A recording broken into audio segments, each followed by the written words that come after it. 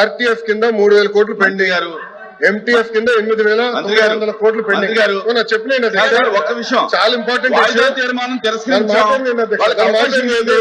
మీరు అధ్యక్ష నన్ను మాట్లాడినండి, ఇది చాలా important issue. We have right to talk on the subject. 24-25 చూస్తే మన ప్రభుత్వం కూటమి ప్రభుత్వం వచ్చిన తర్వాత 1,200 కోట్లు రిలీజ్ చేశాం. పెండింగ్ ఉన్న 1,400 కోట్లు వచ్చే 3 నెలల్లో మేము రిలీజ్ చేస్తాం. మీరు 4,000 కోట్లు బకాయిలు పెట్టి మీరు మాట్లాడితే ఎట్లమ్మా? 4,000 crores 4,000 కోట్లు మీరు బకాయిలు పెట్టి పోయి మీరు మాట్లాడతారు. 4,000 కోట్లు కోవిడ్ 644 కోట్లు కోవిడ్ ఎప్పుడు బకాయిలు పెట్టారు స్వామి? వాయిదా తిరస్కరించాము. ప్రశ్న ఏది కూడా రికార్డు కాదు. ఏంటో చెప్పండి మాకు. కూర్చోండి దయచేసి కూర్చోండి, ప్లీజ్ కూర్చోండి.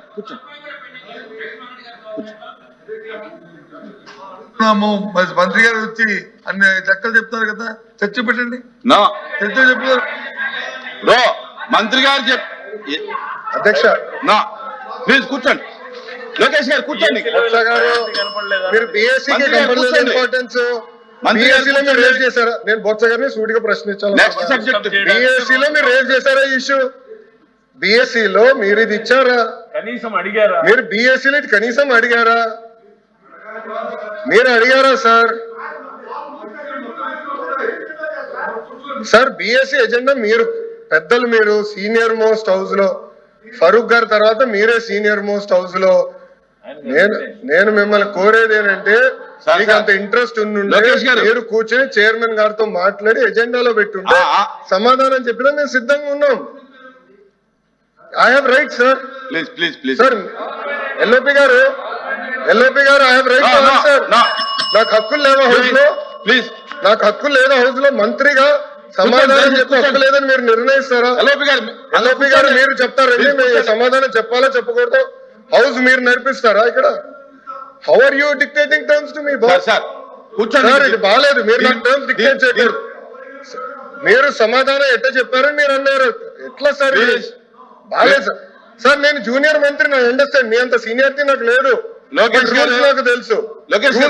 As a minister I have right to answer. I have right to answer. Rules లో I have right to answer sir. ఇది ఇరు వర్గాల వాదన. I have right to answer. మంత్రిగా దయచేసి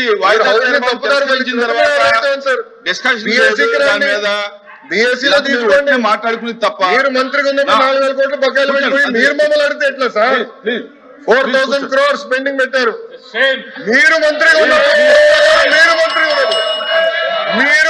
ఉన్నప్పుడు 4,000 కోట్లు బకాయిలు పెట్టిపోయి మీరు మమ్మల్ని అంటారు కాదా? బకాయిలు పెట్టలేదా? ఒక్క నిమిషం, బకాయిలు పెట్టలేదా? మీరు బకాయిలు పెట్టలా సార్? ప్లీజ్ లోకేష్ గారు సబ్జెక్ట్ మీకు దయచేసి కూర్చోండి.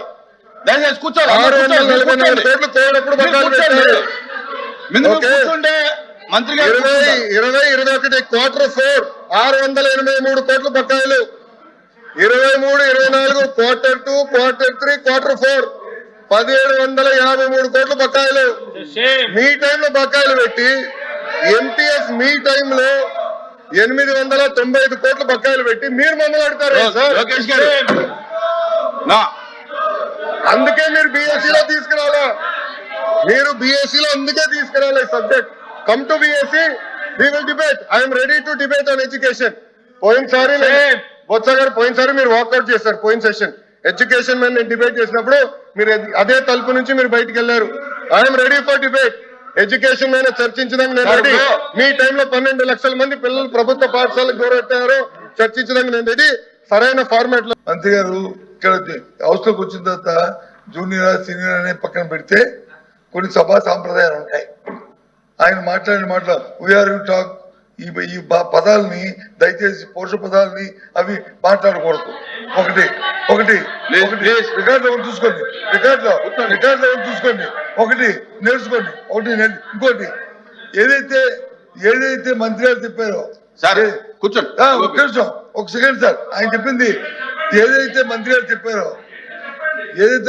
చెప్పారో 400 కోట్లు 4,000 కోట్లు మేము బకాయి పెట్టామని అవన్నీ వాస్తవ విరుద్ధం. అవన్నీ వాస్తవ విరుద్ధం. చర్చపెట్టమనండి, చర్చపెట్టమనండి, చర్చపెట్టండి, చర్చలో మాట్లాడదాం.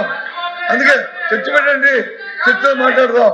వాస్తవ విరుద్ధం మాటలు చెప్పి సభను తప్పుదో పట్టించడానికి, సభను తప్పుదో పట్టించి ప్రజలు మభ్యపెట్టడానికి దయచేసి మభ్యపెట్టారు చాలు.